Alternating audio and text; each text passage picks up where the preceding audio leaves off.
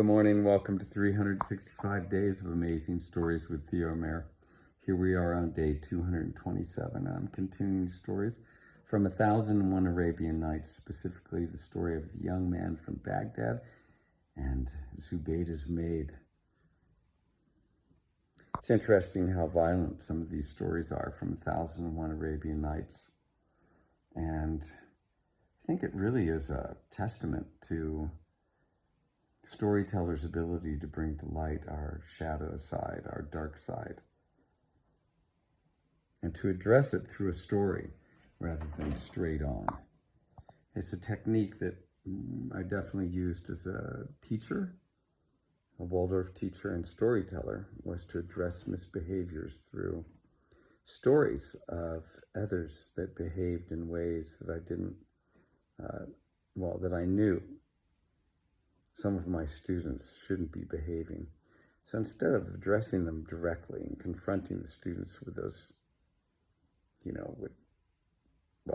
their ill behavior, I would tell a story illustrating it so they could think about it from afar. And it was like magic. So you might remember that our young man from Baghdad had passed through all of the obstacles in order to win this beautiful maid of Zubeida, the caliph's wife. The caliph's wife's maid, he'd won her. And the caliph's wife, Zubeida, had approved of him as a husband for this beautiful young maiden. And he lived in the palace for a number of days. And eventually their marriage was to be consummated. And this whole celebration and ceremony had gone on for days. And the night came when they would be sleeping together, and he, went into the bed chamber, but only after having eaten some food, and his probably excitement to be with his wife. After he'd eaten this ragu dish that was made with pistachios and white sugar and spiced with cumin and with rose water, he forgot to wash his hand. So when his wife came to him and they got into bed, she smelled his hand and she leapt up and screamed. All her servants came rushing back in, and she said, "Get this madman out of here." And he was just shocked. And he said, "Madam, what is it that I've done?" And she said, "You've eaten the ragu dish spiced with cumin without washing your hands. How dare you come into bed with me like this?" And he said, "Madam, I'm sorry. Yes, I didn't wash my hand." She said, "I shall punish your hand for this. This is appalling." And she called to her maids and she said, "Throw him to the ground." And so he was thrown to the ground, and she took a braided whip and began to whip his back and his buttocks until her arm was tired. And then she said, "Bind him and take him to the chief of police so he may cut off his hand, so he will never again forget to wash his hand." His maiden said, "My lady, there's no need for this." It's like they implored her not to be so serious with her punishment. She said, "Fine, then bring the knife to me and I will do it." And again, the maidens pleaded, "Don't punish him for what he forgot to do. He does not know your worth," they said. Finally, she was somewhat placated, and she stormed out of the bedchamber, followed by her maids. And the young man from Baghdad was left there on the floor. Now, in his own words, he said he did not know what to do. He stayed there in the room, lamenting and wondering. And eventually, there was nothing to do. For 10 days, he stayed in this state. and each day a maid brought him food and drink. He did his prayers, and he lived there in the palace.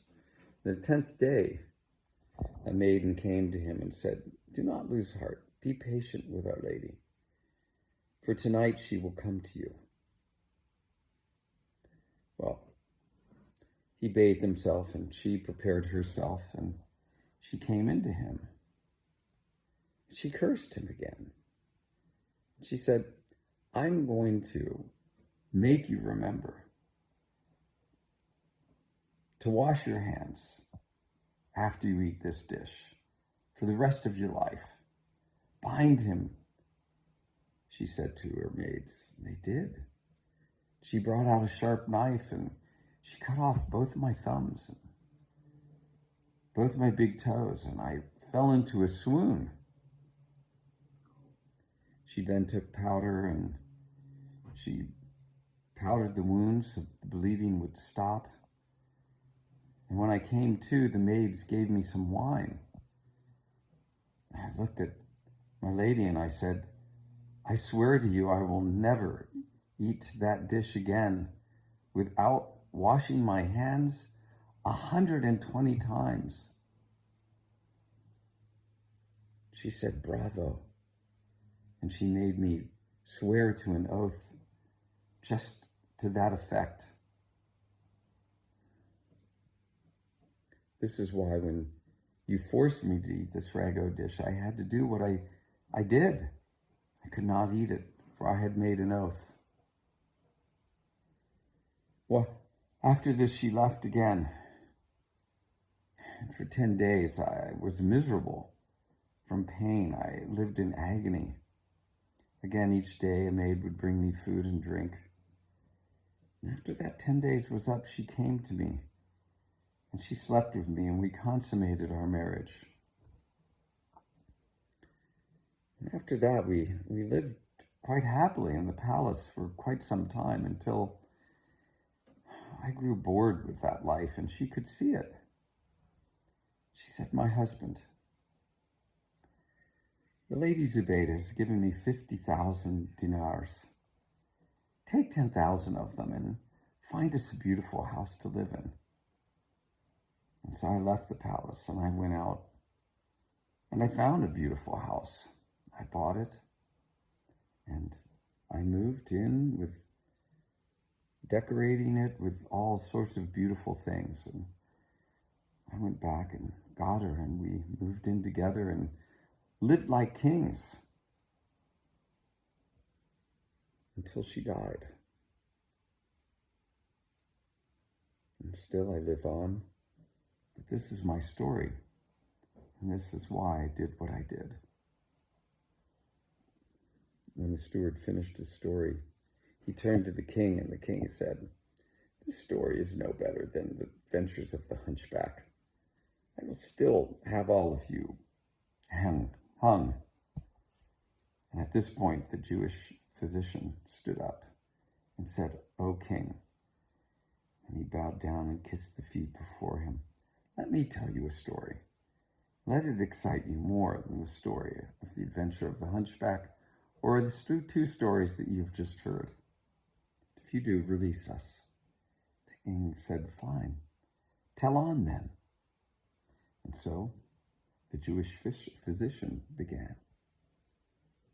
And we'll stop the story here as Scheherazade did.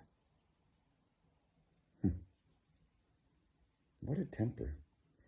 Do you know anyone who has had such tempers? It seems we live in a world where it's prevalent. And in these heated days, it becomes even more prevalent, it seems. Okay, thanks for joining. I hope you have a great rest of your day.